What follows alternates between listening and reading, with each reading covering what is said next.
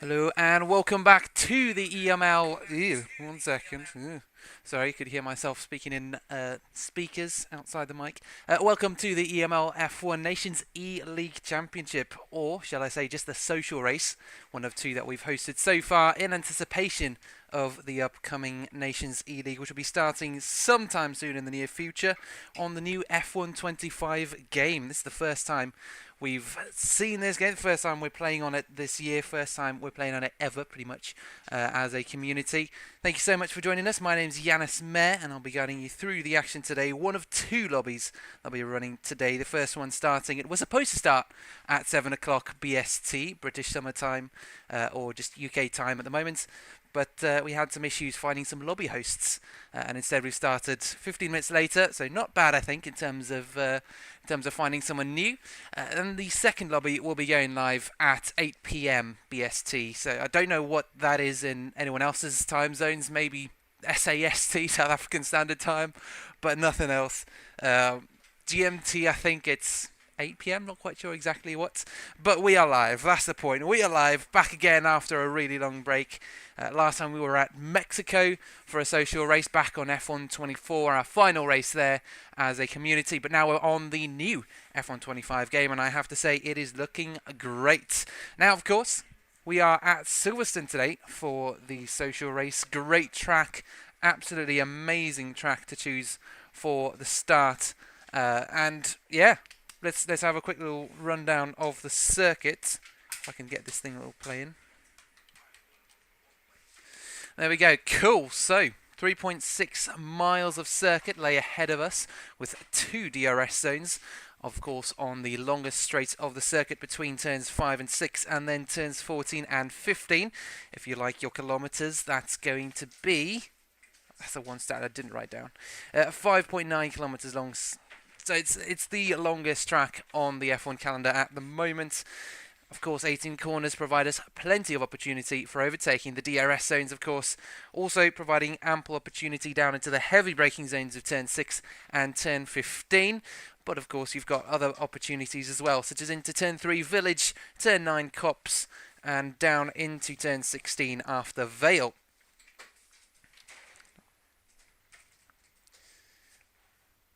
So, our lineup for this evening then, we've got 20 drivers out on circuit tonight, ready to vie for not championship points, but, race for fun. On the Poland side of things, we've got Wiry Claw, Pikarczyk, Knight and Gozinski, while Norway are running Ivan Knaj, Nico Sun, Volakongen and Oscar. Aaron Reminguez, Pau Villegas, Ruben Miguel and Abdullah Bulay line up for Spain. Don't know why I said Rhine. And on the Finland squad, we've got Keaton Lutt, Antonio Monkonen, Topper and Buba racing for them tonight. Daniel Kochelk, Dennis Langrock, Rafael Kunsch and Luca are driving for Germany tonight. Langrock seems a familiar name. He was there last time we had the social race over in Mexico. And another name that seems familiar is Knight, driving for Poland, who last season in the EML F1 Season 8 Championship Con 2 managed to guide his team to P2 in the championship. They had a chance on the final race, but unfortunately did not quite manage to secure the championship victory after a dominant run from the McLarens in the second half. Now, just a little snapshot of the points that will be awarded, or would be awarded, if this were a normal race. P1 gets 22 points instead of the usual 25 as in real life. P2 gets 18 points, while P3 gets 15 points. P4 gets 12 points, and then it's a 1 point difference per position. So P5 gets 11, P6, 10 points, and so on, which means that our top 15 score points rather than just the top 10. Pole position and the fastest lap also receive a point respectively. That is for qualifying and the race respectively as well. Pole position, of course, being obtained during the quali and the fastest lap during the actual race. Now, with all that said, let's head to the track.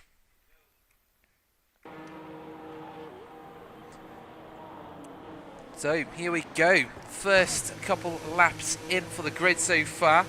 And I believe it's meant to be an 18 minutes long qualifying session, which, considering that lap times are about a minute and a half, should give us about maybe 7 or 8 laps of qualifying on that counter up on the top of your screen. As we can see, we've had the first couple laps come through. These guys all up in the top 12. We have 19 cars currently on the grid, so one driver is missing. These names are somewhat difficult to connect to which team slash country, I should say. Hopefully that won't be too difficult to figure out as we go along, because that is the one thing that these social races do, is they do give you a challenge in trying to understand who is driving with who. Right, so let's see if we can have a rundown. Knight, of course, driving for Poland, so they're going to be the white and orange cars, or white and red cars, shall we say. Currently going around a 126.4. He was really competitive last season in the EML F1 Season 8 Championship in the Con 2 category, driving for Alien Motorsports. As we said, they just about managed to clinch P2. It was, it was the Evolution Racing boys in the McLarens who managed to absolutely dominate the second half of the season. Oh, and we do have another driver joining us, Top, so that should be a full grid, I reckon. Oh no, that was Top's already done a lap. Never mind. The only thing we do not know is whether these drivers are doing a flying lap or an in-lap. Typical qualifying strategy is to run a fuel load, just enough to run 3 laps of racing. 1 out lap, 1 flying lap, and then 1 in lap. Of course, the out lap is the lap that it takes to get out of the pits and round the circuit to the start line. That's not going to be timed. And then do a flying lap, which is the one where they push for the best lap time. And then the final one is, of course, trying to get back into the pits, because you can't just teleport there all magically, you know, just as in ACC or some of these other racing video games. It is a bit of a schlep for these guys, but you know, it's all part of the realism, all part of the simulation. So that does make it interesting. At least we know when drivers are on a out lap, such as Buba, currently in P9 running a 126.3. Buba currently racing for Finland, blue and white. Guess it makes sense. Perfect. So yeah, I do apologise, because these liveries weren't given out beforehand. So it's the first time I get to see these liveries and get to see which country is driving which livery, who's driving for what country, and of course each country will be running a load of different drivers throughout the season. So this isn't the only 4 drivers per country that we will see throughout the entirety of the season. It will change back and forth, and we might have some guys come back in later in the season. We might have a same driver come in every single race. Yeah, it's going to be interesting. It's going to be interesting. So I know Buba is driving for Finland then, which means that I'm not seeing anyone else with the same symbol. I was hoping the symbol on the left-hand side would give us a clue as to the other members of that same team, but to no avail. I do have to say it is a lovely livery though. Let's go on board then for a quick little track guide, and hopefully you guys can still hear me. It's the first time I'm testing the sound, so do let me know how it goes. So turn 1, Abbey through the long right-hander, farm curve, left-hander, keep it all the way over to the left for the first chicane. Village and the loop, turns 3 and 4, you've got to maintain your mid-corner speed here, otherwise you lose plenty of lap time. Through the loop and Aintree, turn 5 out onto the Wellington Straight, and this is where the DRS and battery will most likely be used. Down the long straight into Brooklands, turn 6, then turn 7, the long right-hander of Luffield. I think not far from here you can actually see the Silverstone Museum. That might have been a couple of corners before. Then through Woodkits, this long right-hander, just a little kink, nothing really to worry about. Down another lovely little straight into Cops, turn 9. Through the long right-hander, careful not to punt off any Dutch drivers here into the iconic section of corners Maggots, Beckett and Chapel. Turns 11 through 14, a couple S's out into the second DRS zone. Now down the hanger straight into turn 15. Stowe lies ahead of us, probably the most popular overtaking opportunity on circuit. Absolutely fly through turn 15 there, down Vale into turn 16, 17 and 18, the club, and then of course across the line to finish the lap. Let's see what Buba can do as he comes across the line now. Can he improve on his position? Yes he can, up to P2. Lovely stuff. A 125.6. As I said earlier, do let me know how the sound is going, how the sound mix is, because yeah, it was kind of a. I'm not gonna lie, I completely forgot we were having a social race, but you know, it's all part of the fun, I guess. Top P3, he's been pushed back. Let's see what he can do. Top, I believe, is also driving for Finland at the moment. Just need to get this thing up. Yes, it is the same livery. Maybe slight. I don't know why, but for some reason the blue seemed just ever so slightly different. Just ever so slightly. This one seemed a little bit more purple. Cool. Top then, round the final couple corners across the line. Where will he come out? He comes across the line to take pole, a 125.538. Only 6, or shall I say, 5 hundredths ahead of Antonio. It is a 5.38 after all, so that rounds up. I have to say, I remember my maths. I do remember my maths. Jack Harrington, thank you for popping in and giving us a good little summary of who's driving for who. Finland, top Antonio Buber. Spain is Aaron, Pau, Ruben and Carlos. Germany, Thomas, Daniel, Dennis and Rafi. We'll go through those names inevitably. Dennis was one of those. Dennis Lan, I think. Dennis, he said, was for Germany in the gold, red and black livery. Very metallic, I do like it. We do have a yellow flag also in Sector 2, which he is not involved in, so that's good. Dennis, I think we also saw him in action in Mexico, I believe, but unfortunately I think it was one where we didn't quite see much from him. We saw a great amount of action towards the end. We had the guys from Germany, we had some British drivers, and we also had a Spanish driver mixed in there. And Langrock as well. He was also in there throwing fists and all sorts of things. We did see a few incidents early on in the race, and then a massive move for the race lead into, I think it was turn 12, just as you went to the stadium. The only time we saw an overtake on that corner, and that is what secured the victory for, I think it was the Spanish driver. I can't remember. It was a very long time ago. It has been a very long time. Here we go, Aaron currently coming into the pits. That is going to be the driver for Spain, I assume. This is, what is this one? Denmark for Even Knai. Rafi is going to be another German driver. Carlos is, I believe, Spanish.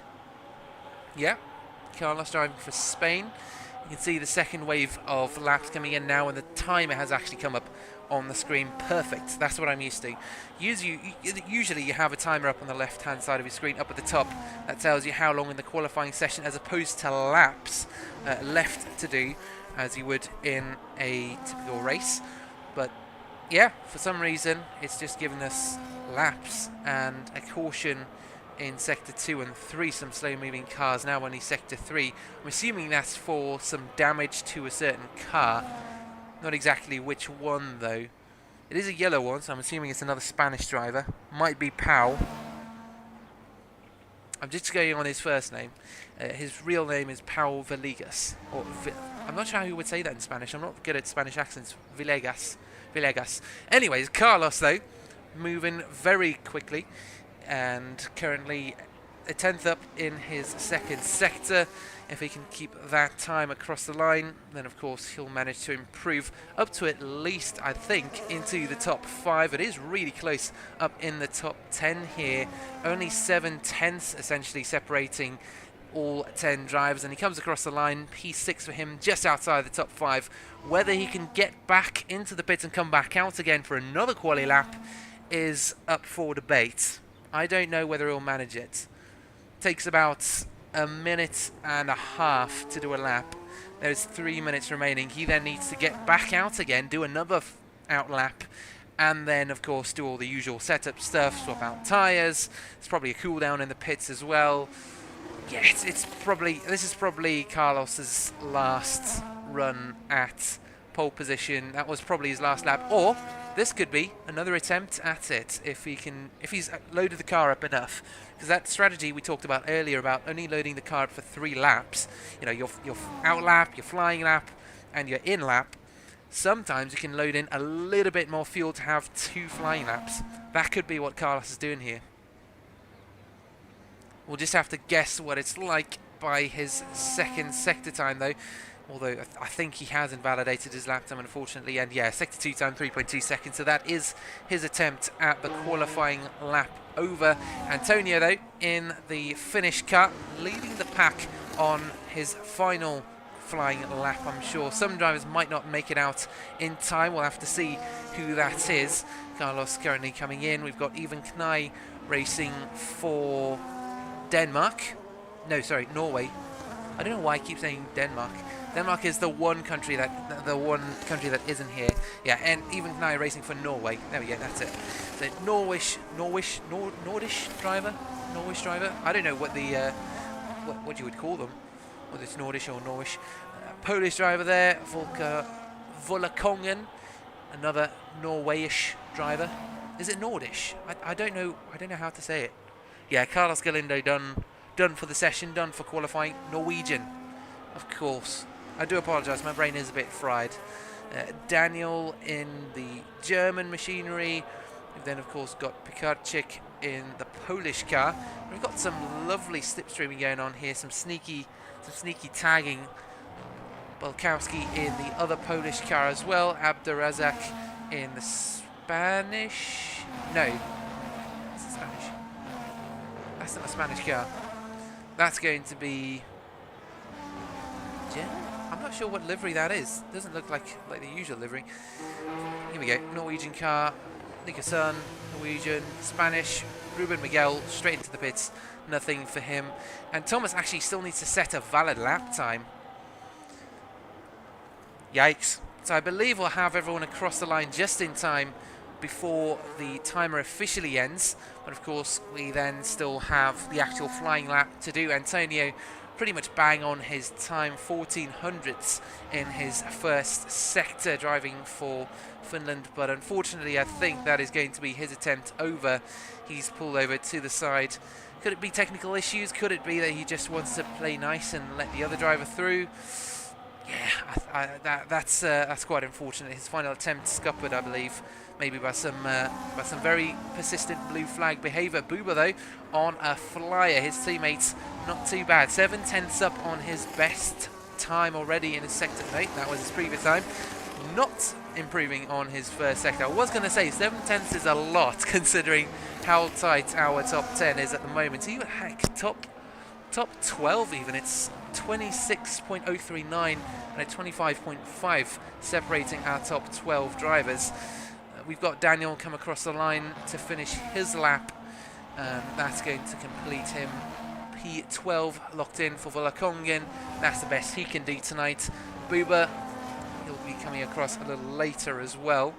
Antonio already done with his lap. We've got a couple more in. Antonio, yeah, he finished his. Buba, yeah, nothing really. Top currently coming round the final couple corners through Stowe down into Vale. Going to have a barrage of lap times come across now. Thomas, Nico's son, got Dennis, Pow. Dennis managing to do a good job to get himself up into P4. Top, can he hold on to it? Yes, he can improve it even to defend even further from the remaining cars. Nico's son, Knight, one of the cars come across the line yet, but I believe Top has got this one in the bag. Pole position, baby. It's Finland on top. So then, Top, after a dominant qualifying session, maintains pole position, and of course then the rest of the grid follows. 19 cars having qualified out of 20 that should have showed up tonight, but that's not bad. Antonio showing up alongside teammates in P2 and P3, lining up on the second and third row of the grid, and I believe actually, yep, Top was also there, so it's actually a 1-2-3 for Finland on the top steps of the podium, the only steps on the podium I should say. Top 5 then being knocked out by Dennis and Aaron. Now join us in just a few moments for qualifying. It's not going to be as long before qualifying gets started, so don't go anywhere. Maybe grab yourself a quick snack, a quick drink for some awesome action. This is going to be close.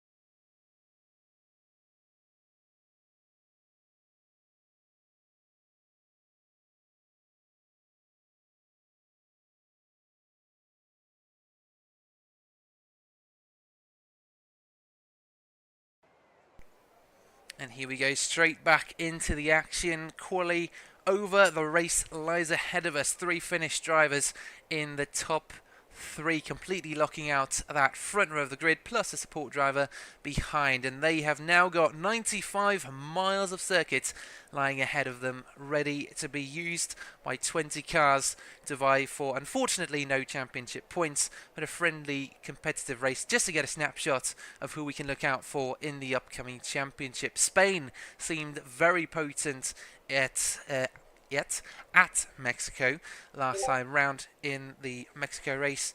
Oh, I do have to remember to turn off notification sounds. That is always the one thing I do forget on these. I do apologise. It's not the worst thing I've had happen though. There we go. Cool. And the weather does seem slightly more cloudy, a little more reminiscent of what the weather would be like around about this time of year. It's been fairly warm, or as my colleagues would say, muggy. Muggy. It's warm. It's what do you call it? Not dense. It's humid. There we go. Warm, humid, cloudy. So it's all just strapped in there. There's no sunshine, and sometimes you do get it breaking through the clouds. But yeah, a lot of it is just muggy. Today though, it was lovely down on the south side of England. Up north though, further up north in the Midlands, well, probably the less Midlands area really is where Silverstone is located. I'm sure this is probably a little more reminiscent of what it should look like, quite dull and grey. But hopefully that's not going to be the action today. I think we're going to have some exciting, colourful racing, considering the closeness of the times when it came to quali. Yeah, nothing really exciting happened, but you know, it was still really quite tight. 126.039, I believe it was, for the P12 driver, and it was a 125.537 from pole position. So there's only half a second really between our top 12 drivers at their best. Now it's just a question of consistency. Can those drivers pull out exactly that lap time over and over and over again? Or, you know, maybe a slightly slower lap time, of course. It is race. It is going to be a different setup. But here we go. The lights come on. And it's go time. 19 cars go roaring down to turn 1 to start. 26 laps of racing, and it's been a good start for top. Immediately into the race lead, Antonio hot on his heels. We've also got Buba in the background, keeping it nice and clean. Defending though from the German. Further up, Buba making some moves, and we have actually got Antonio going wide into turn 2. Through the left hand, we go just out of Aintree now, and it's the German driver alongside Buba. Can he hold on to that position? I'm not sure he can for much longer. There was contact between them. Antonio manages to maintain P2, and into the left hand we go. It's actually Buba on the offensive now. Antonio going slightly wide round the outside, slight bit of contact between them, and now it's almost 3 wide as they go through Luffield turn 7. Goes back down to 2. We've got 3 Spanish drivers already in the top 7, 4, 5, 6 and 7 now, all under contention. The race lead pretty much left untouched. Here we go though, Antonio wide as Dennis forces his way past the German driver. Not quite clean though. It was Buba though with a rough exit. There's contact, and there's the German car straight off down through Maggots, Beckett and Chapel. Wow. The amount of action had me mispronouncing every single corner in that sequence. We've also got some action here further back between Carlos, Even Knight and Dennis. Of course, Dennis having dropped further back after that contact from earlier, though. Plenty of action in the midfield now as we head into the final couple corners to end our first lap of racing. Woo! High intensity for the top 5 positions. Antonio and Buba very lucky to come out of that in one piece. We've got the 3 Spanish drivers all in a line here for P4, 5 and 6. All going to be working together to take on the Finnish drivers ahead to Antonio and Buba. There we go. There's the first move though for Aaron down the inside of Buba. Caught him unawares there into the second half of the chicane. Now on the inside through the left-handers. He'll have some DRS to use already, and he's got the support of some teammates behind. Down into the left-hander though, unable to make any moves. You see in the background someone going for a move as well. That was Abdurazak on Harry Kane. And actually Harry Kane's dropping on the grid. I think he's had an incident somewhere, maybe some contact maybe spinning out into the corner a little harsh on the brakes, maybe punted off into a wall. I don't know. Unfortunately, we don't have a replay function to see what exactly did happen, but now the drivers are already settling into their race pace. And yeah, these Spanish drivers lined up right up on the heels of the Finnish drivers. This could be quite interesting to see how the team then works together to try and get past the other team. You know, all these team orders that could maybe be coming in. This is the best opportunity though for any kind of overtakes. You can see the final Spanish driver, Carlos, currently under threat from Ivanai, the Norwegian driver, ready to make a move into turn 15. So that's going to be the best spot to make an overtake consistently over the course of this evening. And we still have 19 drivers racing tonight. That's a good thing. That is very good news. At least we've still got everyone that started racing, because turn 1 lap 1 is usually an utter disaster. Absolutely lovely this time. And of course the commentator's curse had to kick in on lap 3. Ruben Miguel, Spanish driver, unfortunately DNFing from the session. I'm assuming that's, yeah, that was him pulling into the pits. Top and Antonio swapping positions for the race lead. I'm assuming that was team orders. I don't know, maybe not. We can't assume anything here. Spanish drivers there, look at how tight they are. They are really pushing. These Finnish drivers are really struggling to keep up. It's going to be one of those two. 0.1 seconds between Aaron and Buba though for P3. In the background we can see some German machinery taking on a Norwegian car driver. Yeah, we'll have to see how this all goes into turn 15. I guess not much is going to be done. Or the only time that does get done, there's usually some bodywork flying, as was the case with Dennis in the German car. You go down the main straight. Antonio already pulling out a slight lead on top, and Buba. That's going to be another typical strategy that we might see tonight, is the team using certain drivers to hold up other ones. And that might be what Buba is trying to do. That's maybe why he's at the back of this little train, this little trio of Finnish drivers up in the top 3. Aaron, it's going to be his job to try and break into that. A little further down though, we've got some lovely side-by-side action here. Abdurazak, Dennis and Pikarczyk having at it for P12. Polish and the German car down into the first chicane of the circuit. All wrapped up already. Dennis has to concede the position, and he's now stuck in a huge wave of Polish cars.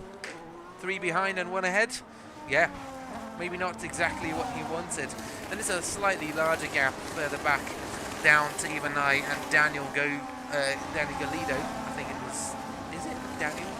It's Daniel, but it's definitely not Galido. I don't know what his surname is because the F1 game cuts it short. That is another thing that I find irksome about this, is not quite being able to see the surname.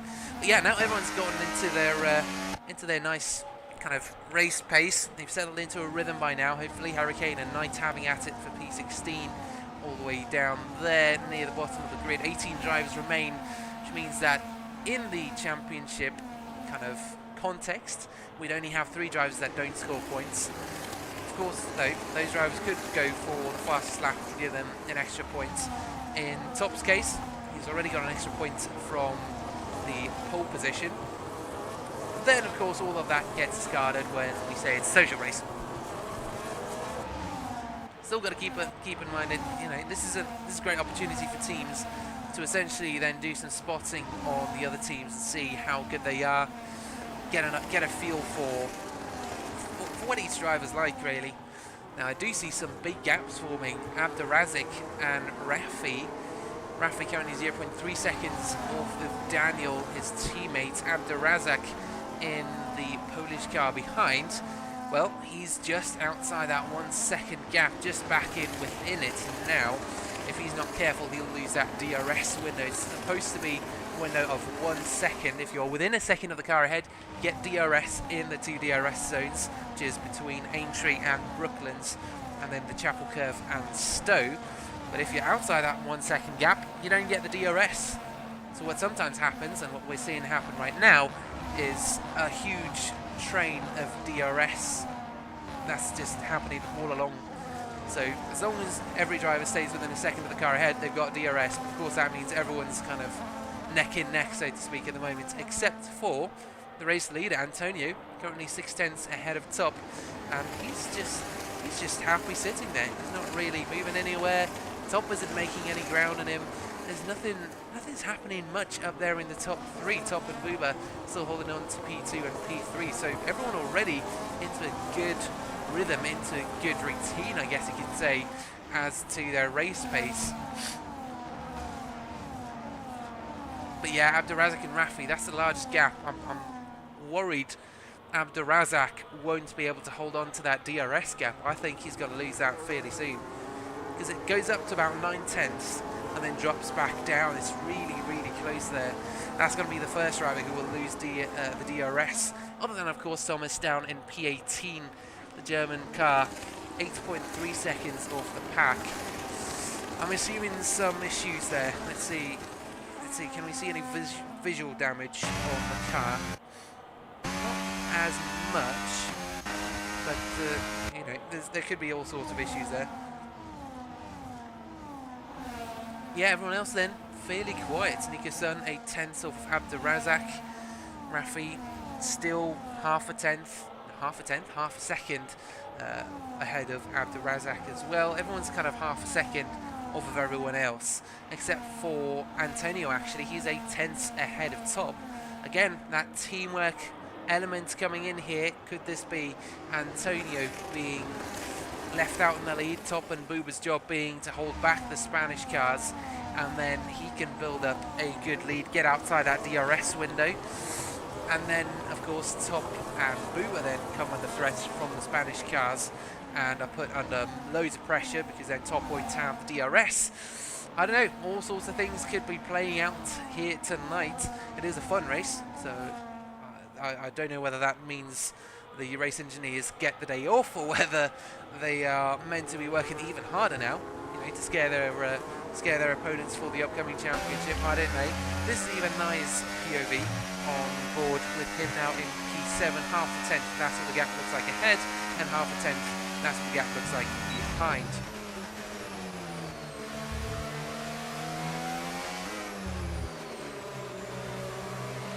Any other gaps? Daniel is getting quite close, 3/10 there, but again, everyone's still keeping it really nice, neat and tidy.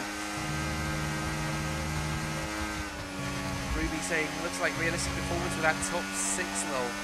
Yeah, no, I think these guys are on it. Even Nye, he's the one stranger in the top 10, along with 2 German cars actually towing each other along.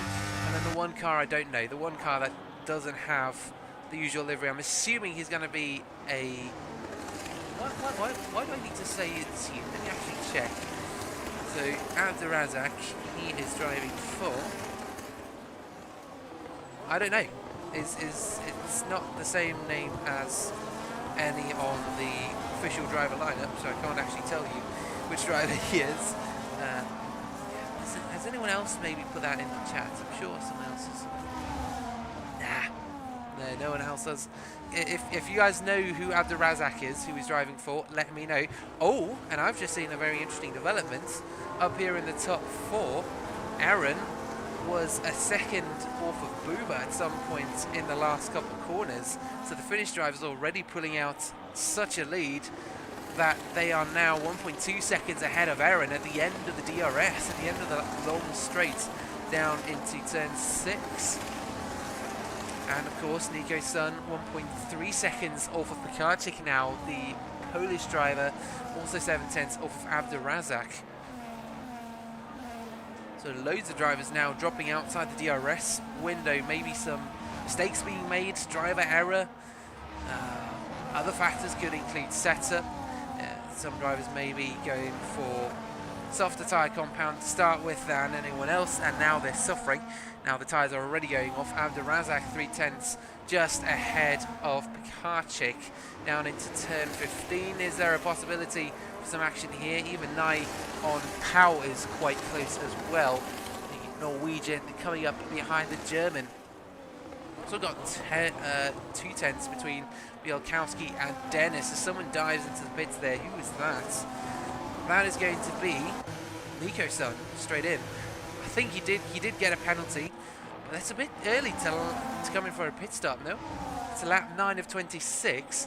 I'd anticipate pit stops to start at around lap 13, plus or minus 1 to 2 seconds. And look at the gaps now. The gaps have opened up massively. It's only half a second between Antonio and top, but Buba 1 second off of the 2 race leaders, and Aaron in the lead Spanish car 2.5 seconds. What's happened here then? Massive gap. So now they don't have the DRS from the Finnish cars ahead. Aaron doesn't have any DRS. It'll be Carlos and Pau sat with the DRS now. And of course then even 3/10. Daniel also 3/10, but he's got Rafi right up behind him. His teammates maybe looking to come past in the next couple corners, maybe thinking he's got a little more pace, but they need to be careful of Abderrazak behind. Again, if you guys know who Abderrazak is, which country he's driving for, because I don't know. I'm not familiar with Abderrazak. Harry Kane given a 3-second time penalty, I'm assuming for track limits as is usual. Here we go, move from Abderrazak though on the inside of Rafi into turn 15. Lovely stuff. Lovely move, and there we go. Rafi still choosing to find the position, but he does pull back as they head into the braking zone of turn 16. Lovely stuff from Abderrazak. Textbook overtake. There goes Dennis into the pits now as well. Again, quite early for these pit stops. Lap 10 of 26. Like I said, I'm anticipating pit stop to start about lap 13. This is really early pit stop. It's going to be about a 4-lap undercut. Is maybe what they're going for. Yeah, closest gap though. Yeah, Daniel and Even Knight, Antonio and Top swap positions up in the top 3, and Buba's managed to close the gap up to the rear end of these cars, and now the gap to the Spanish cars behind, 3.2 seconds. Is this maybe a masterpiece of a team strategy played out by Finland?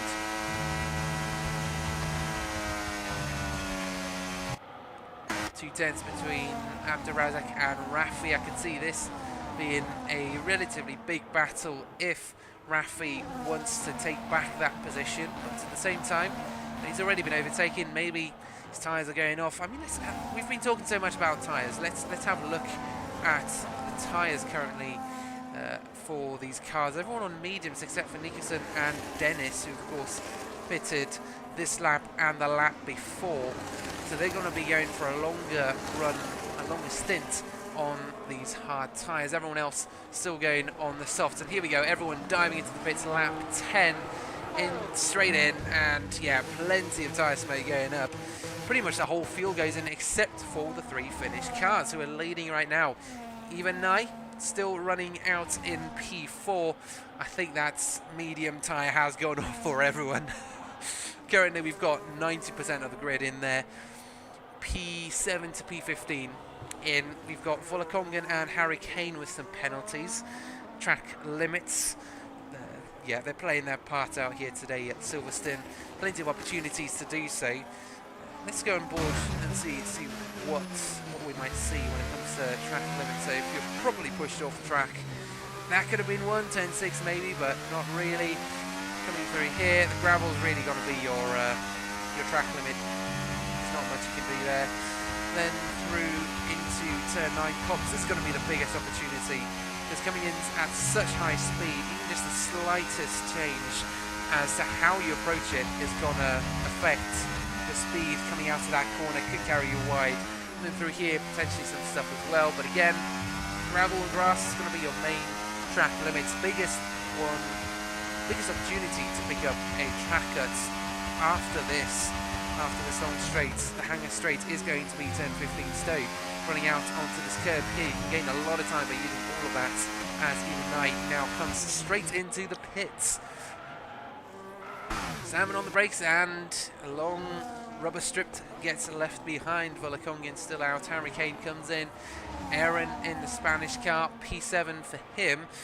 Could be that the Finnish drivers are going for an overcut strategy here. Just keep going, and hopefully still have a massive gap over the Spanish cars. I'm sure they're going to be keeping an eye on that gap very closely. Volakongen 10 seconds off of Buba, 5 seconds to Even Nye, another 3 seconds to Harry Kane, and then 12.5 to Aaron, but of course those couple of drivers were in the pits. Ruben Miguel officially leaving the session, officially done for the day.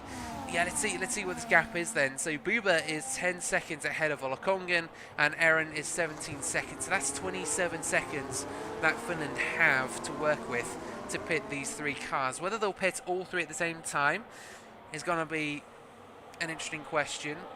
I'm not sure whether drivers share a pit box. I'm sure they do, so we might see 2 out of the 3 pits. Then again, we had all 3 Spanish drivers pit at the same time, and it's still the same order. Aaron, then Carlos, then Pau. 28 seconds, 28 and a half. Just keeping an eye on that gap to Buba at the moment. Not much action happening elsewhere. Top with a 10-second penalties heading into the pit lane. They've chosen to pit all 3 cars right now. They've got 28 seconds. That's the best window they've got at this point in time. All 3 have gone into the pit, but now Top has got a 10-second penalty for speeding in the pit lane. That is, he came in too hard, slammed on the brakes a little bit too late, and now he's got a penalty for the end of the race. Where is Aaron? Here they come into turn 16, 17 and 18 into club. Where is Buba? They are now just coming out of the pit lane. We can see Aaron in the background. This is going to be close. Are all 3 Finnish drivers going to come out just in time ahead of these cars? Yes, they do. They can see the yellow and red cars coming around that first corner now into turn 2 and turn 3. Now, we do also need to keep in mind that these 3 ahead are on cold tyres. So the undercut strategy might work well for Spain here if they can use a little bit of their battery. Maybe they've saved up a little bit.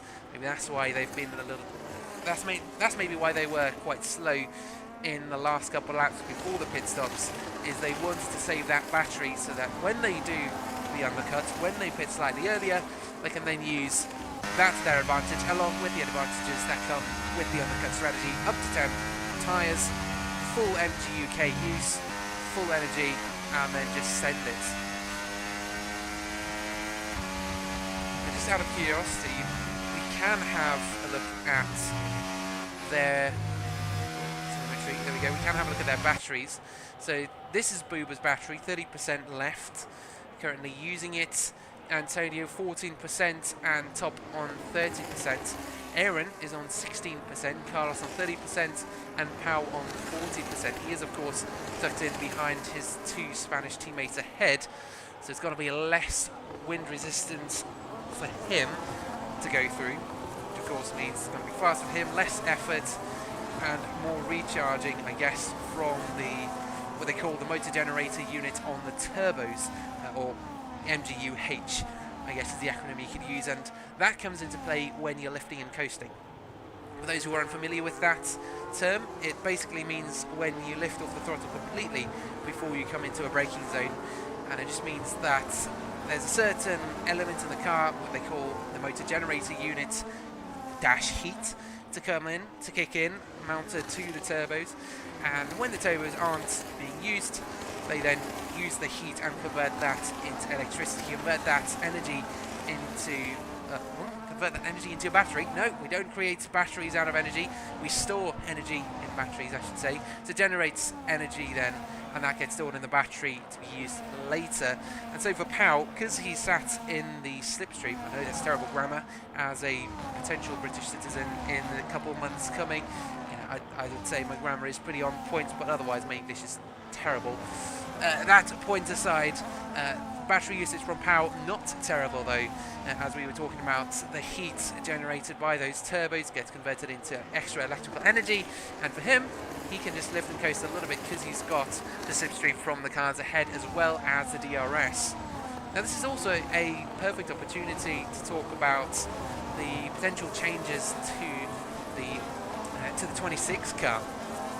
Now I did a bit of reading up on this today, and apparently there will be no DRS for the F1 cars in 2026. Instead, you will have a more efficient battery, and rather than have a ratio of, what do we call it? I can't remember what the ratio was about, but basically, it was the ratio between the internal combustion engine and then the electrical systems, the hybridization of these cars. Currently, it's about 80% power provided by the engine and 20% provided by the battery / electrical system. Come 2026, they're aiming to make it 50-50. They're aiming to put 50% of the power on the engine and 50% of the power on the battery and all the energy stuff on the hybridization, which means that, yeah, it's getting closer and closer to Formula E, and at least not quite Formula E. I mean, there's nothing against Formula E, but it's a different sport. F1 is meant to be F1. It's not meant to turn into Formula E. By that time, they're also aiming to have completely 100% sustainable biofuels, as opposed to the semi-sustainable biofuels they have at the moment, I'm assuming, which is what WEC are doing at the moment. World Endurance Championship currently running some biofuels for their hypercars. And actually, speaking of, it's going to be Le Mans this weekend. Let me know if you're watching. I'll probably have it up on a monitor somewhere. But I'm potentially racing in a 12-hour endurance race in a Honda NSX of all things on the Nordschleife, so I'm not sure I'll be able to have a look. I mean, I could have it on in the background and have a look every now and then. Driving and texting is not advised. How about driving and watching the Mans, huh? How does that work? We've just seen Daniel and Abdurazak swap positions for P8. The grid is fairly stagnant at the moment, however there's a caution in Sector 3. Harry Kane retiring from the session. Thomas, 32 seconds off the pack. Well, 32 seconds off Harry Kane, I should say. Yeah, struggling, I imagine, for that German car. The other two Germans, though, not too bad. Daniel and Rafi up in the top 10, so at least we do have two German machines up there. Even Nye for Norway, currently in P7, and then you've got the three Spanish cars of Pau, Carlos and Aaron, nose to tail, but they have caught up to the back end of Buba, who has struggled. He's 6.5 seconds off of Antonio. Do we think there was some damage on this Finnish car into turn 15, deciding to go defensive on the Spanish cars? That was their best opportunity at getting by. This is going to be another good opportunity into club turn 16, and yeah, the Finnish car did think it was going to be an opportunity for the Spanish car, but he didn't think about the opportunity going around the outside of turn 17 and 18. Wow, Aaron round the outside of Buba, and he does take that position. Lovely stuff, and I have no clue why that happened. That was some sort of glitch there from the broadcasting side of things. Buba, though, yeah, not happy with that at all. 7.5 seconds off of his fellow brothers up in the top 3. Now I've also got Ivanite deciding to get hands-on with Pau. He's alongside for P6. Now down the long straight is going to have DRS up at the front, though. Buba and Aaron also still fighting for P3. The final step of the podium at stake here for the Finnish car. It's not going to be a 1-2-3 for much longer if that Spanish driver can get past through that long right-hander. Yes, he does. And now it's going to be a run down into turn 9. Buba has been displaced from the podium, and there is now a Spaniard threatening to take that final spot on the podium. Even Nye thinking he could potentially get a slice of that podium here as well. He's currently up on the rear end of Carlos. Suddenly the action just jumps up. 3/10 between them all as they head out onto the hangar straight. It's Buba in 3/10 off of the Spanish car ahead, using his battery. He's alongside, he's around the outside, and there's contact between them halfway through. Still side by side, heading into turn 16. He's got the inside line there. This is going to be his opportunity to hold on to that, but it is at the end of the day Aaron who gets past, his teammate Carlos getting involved. And actually, we've now got Even Knight having made the position on Pau as well for P6. So now there's a Spanish car being the Spanish car's sandwiching, essentially making a Big Mac of Buba and the other cars. And Buba has actually retired from the session. When did that happen? When did that happen? Safety car comes out and Buba has just hit the wall somewhere, I'm sure. What happened? All of a sudden, full safety car now, lap 18 of 26. We have 9 laps of racing left, and now that massive lead that top end Antonio had to these guys, and that was actually opening up as well. They've just lost that because of this safety car right now. Or is it full course yellow? This looks more like a full course yellow to me, rather than a safety car.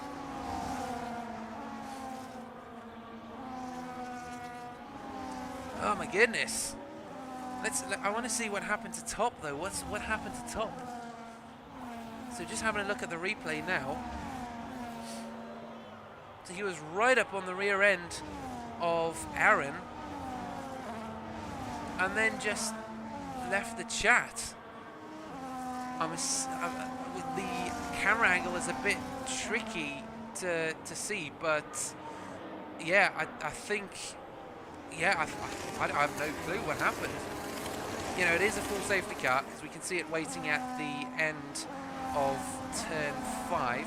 It is a long way along, but here we go. We now have some pit stops happening, and man, Aaron, 10-second penalty for speeding in the pit lane. These guys are coming in way too hot. We've got most of the grid opted to come into the pits for a pit stop, which is of course optimal. But wait, hang on, Top is still going. Yeah, Top is still going. Sorry, it was Booba who was the unfortunate recipient of a crash. It might have been something related to the internet, I have no clue, but Rafi and Abdurazik take their opportunity to take the race lead and P2, but they're on all the tyres. That is the only issue, and here they go, picked up by the safety car. Looks like actually Volakongen managed to get out between the two finished cars. We have a Norwegian up in the top 4, sandwiched by the two finished drivers of Antonio and Top, now in the top 5. Top 5. I like that.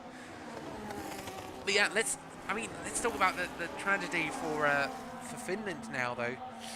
Or well, let's say tragedy. It could be worse, but they had such a good lead. They had about 10 seconds on those Spanish drivers. Luba was holding them up. He was having an absolutely mahoosive battle for P3 that lasted about 2 laps. And of course, with all that happening, all of that slows both of them down, gives the two race leaders a chance to build an even bigger gap, keep building a gap, and then all of a sudden, yeah, Booba then ends up somewhere off track, or up in a wall, I'm assuming, down at turn 1, hence the safety car. And now we have a full safety car, which of course then essentially resets Antonio and Top's progress, as they are now then demoted down to P3 and P5. But of course, all those pit stops are now going to be playing into their favour as well. You know, obviously up at the top, they're not going to be losing as many positions in their pit stops. And Volakongen actually decides, I'm going to do a pit stop. It was a bit late. Here he goes, though, in 10-second penalty for ignoring yellow flag from Volakongen. I assume that's because he came into the pit lane and came out, I don't know, essentially overtook some guys, but he was in the pit lane, so I don't see how that's fair. Maybe that's a potential bug F1 could work on, F1 25 could resolve at some point in the near future. So then it is Abdurazik, Rafi and Antonio, your top 3. All of a sudden a big change around, a big switcheroo for these guys. Abdurazik and Rafi were down in P8 and P9 before. Daniel deciding to go into the pits for a pit stop earlier. He's in P8 at the moment. Let's have a look at our current improvements then for the drivers. Up 13 positions for Abdurazik, having started P14. Rafi up 7. Antonio losing out 1. Top 3. Biggest loser is of course Aaron, who had the 10-second speeding penalty, speeding in the pit lane.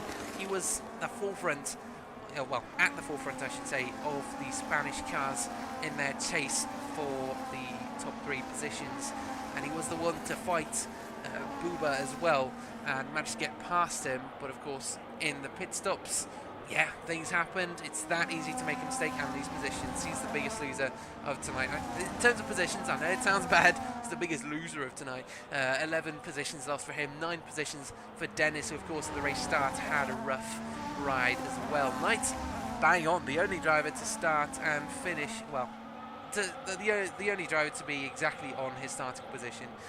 Everyone else up 1 or 2 positions. 6 positions for Pekarczyk. Some decent efforts from him up in P9. 5 positions gained for Nico Sun, and the safety car is in this lap. That is exactly what we want to hear.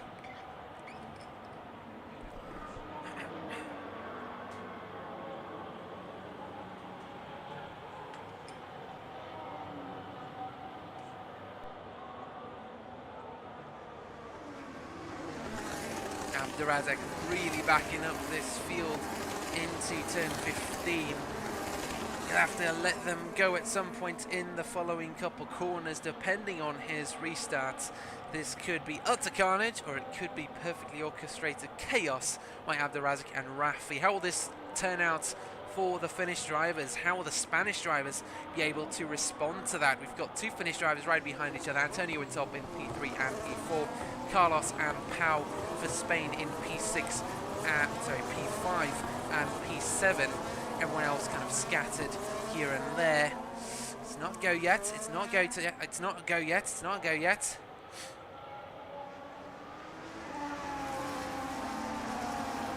But it has to be now, and it is go time once more. And now 16 cars go through turn 1 to restart another couple laps of racing. We've got 6 laps of racing left. Abdurazak holding on to that. Antonio already making a move on Rafi. Already a position up almost, but he's now only side by side as Rafi is fighting for P2 here. Not quite happy to let that go. It's his best opportunity at taking a podium here. He's not on a new tyre, but he cannot resist it. Here comes Top as well, up into P3. Now Carlos chooses to make his way around as well. The two Spanish cars will be choosing their opportunities carefully, or maybe not, because they are desperate to get on the rear end of these Finnish cars. And there's Abdurazak already overtaken by Antonio. That fresher tyre doing lovely stuff for the Finnish cars, but Carlos is putting some good pressure on the rear end of Top here. This is how close they are, heading into Maggots, Beckett and Chapel. It is a 2 tenths, 3 tenths between them. The rear view mirror, yeah, those two cars struggling. Ivanai and Rafi left to their own devices. But here we go. This is going to be Carlos's best opportunity at overtaking a Finnish car ahead. I'm actually surprised at how good Abdurazak has been in this first lap of the restart. He's managed to hold on to P2, holding off Top. And there we go, a late move from the Spaniard. Lovely lunge up the inside, still alongside. Warranted racing space around the outside of turn 18 through that right-hander, though. He does not make that position. Unfortunately, not quite able to make it stick. Rafi, Pau and Daniel now tangling for P5 behind, but I can't take my eyes off of this. The final podium position now under threat from not only one Spaniard, but 2. Here comes Pau also up there. Now it's also Daniel getting involved, another German driver getting involved in this battle for the top 5. Meanwhile, Antonio just builds his gap, 6 tenths to Abdurazak, 6 tenths to Top. 2 Spaniards, there we go, move down the inside. Powell makes his move up the inside. Is it done yet? No, they're still side by side. That has opened up the door for Daniel now in the German car, in the German machinery, to make his move. He's almost had the inside there, but fortunately both of them managed to hold on to that. Carlos ahead, then it's Pau following in the other Spanish car. Decent restart for the Finnish cars, but now they do have the Spaniards right up behind them, applying some good pressure. 0.1 seconds between Carlos and Top. Of course, down into turn 15, it's going to turn very, very interesting. This is going to be, again, the best opportunity for those yellow and red cars to make a move, but nothing yet from them. They are playing their cards tight to their chest. Maybe they're saving up their batteries to use in one last-ditch effort to make the move. Now, of course, there is the factor that if you make that move into turn 15, you come in a little bit too hard, you do lock up the tyres, and you're slow through the following corners. Are you at risk of being overtaken into club turn 16, 17 and 18? I mean, not really. I've seen many a driver manage it, and that's actually how we saw back in Season 8. A driver, oh, there it is, late lunge from Carlos, though I do apologise for the sudden, oh my goodness, sudden escalation. Bigger escalation here. Carlos and Top off into the gravel. P14, they are dropping down the grid, and they have utterly scuppered their chances at a podium here. Carlos and Top, both of them out of that battle for P3. Now it's only Antonio, Abdurazak and Pau. Pau and Antonio, the only 2 drivers standing from that 3-car cohort from both teams. Now the only ones left to fight for their country's dignity between these 2. 4 laps to go, and Antonio holds on to the race lead. Pau up right up on the rear end. Abdurazak, he's just been promoted up into P3, says thank you very much, I'll take those positions. Not quite happy with it though. I'm sure Carlos is really disappointed as well, but it was a very late move up into Village. It was a really, really late move. Last second lunge. It was actually, no, sorry, it was actually the loop. Turn 4, that left-hander before you head out onto Aintree and then the Wellington straight. It was that last-minute lunge. Contact between them, and then everything just kind of escalated there, including my lack of vocabulary. Or maybe you could say a de-escalation of my vocabulary. It was just, oh no! Couldn't quite formulate any words in that couple second frame. Woo! Yeah, lovely mid-race and mid to late race action happening here. Potential still for the race lead as Pau now right up on the rear end. Abdurazak. Abdurazak will be fighting that with all of his strength up in the middle of the track, and he's done a good job of holding onto that position for now. Of course, if Antonio managed to build a gap even bigger than the one he's already got, Pau might not have an opportunity to take the race lead soon, if at all, because he's now 2/10 off Abdurazak. Abdurazak a second off of Antonio almost. So that gap grows too large and Pau doesn't make the move soon enough. Yeah, he's going to be outside that 1 second DRS window. And all Abdurazak can do is say, well, hey, I'm still racing here. Yeah, I'm still going. I still want the position. I still want the podium. Wow. So some big mix-ups here towards the end. First it was Booba going off at turn 1. Now it's Top and Carlos. Then it was also Aaron who had his thing, and here we go up the inside again. Late move from the Spaniard driver. I don't know whether it's something about the Spanish people, but through goes Daniel. Double overtake in the iconic spot, just as Lewis Hamilton did back in, I think it was 21 and 22. It was 22 or 23. I can't remember which one, but there we go. Daniel, lovely move for P2. Pau too busy getting stuck up behind Abdurazak. Abdurazak too busy defending from the Spaniard, and, well, the German says, excuse me, I'm just going to come in here and invade P2. Cheers for that. Lap 25 of 26, 2 laps to go. Still some movement happening for the final 2 podium spots.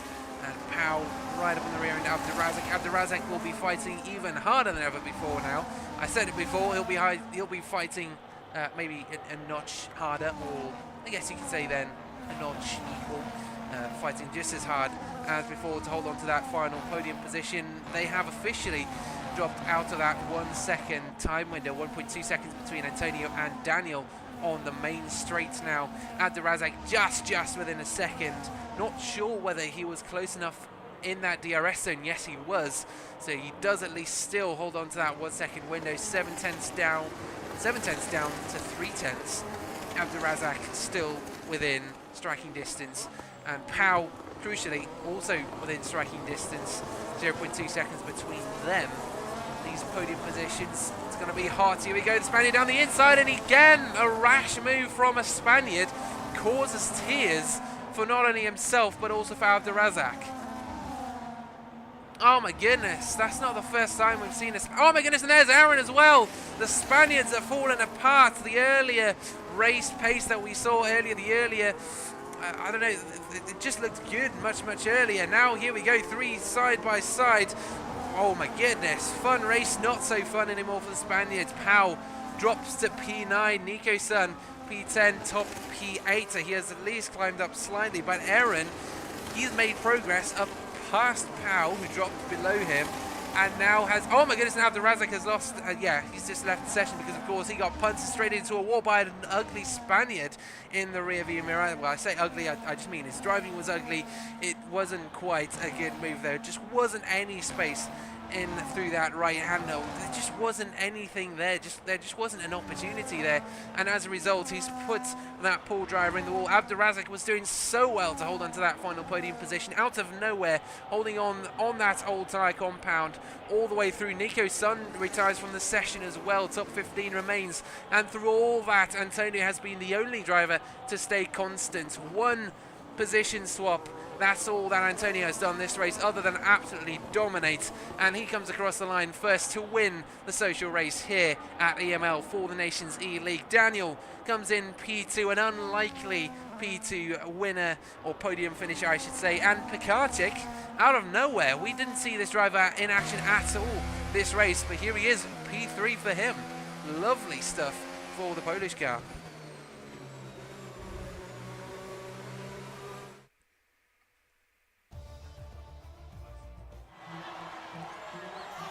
And it is a dominant performance for the Finnish car up on the podium, flanked by a German and a Polish car.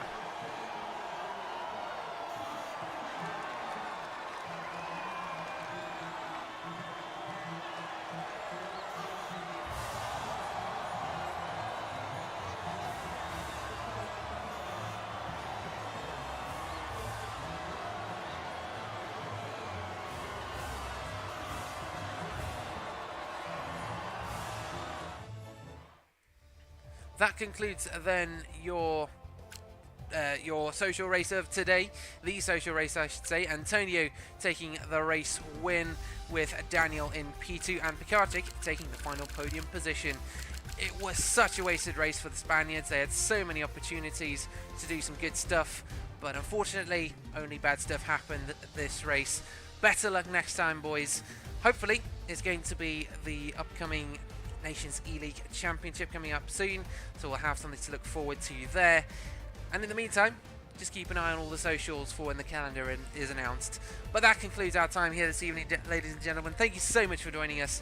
This has been Yanis Mayer, this has been EML, and we'll see you all later. Good night.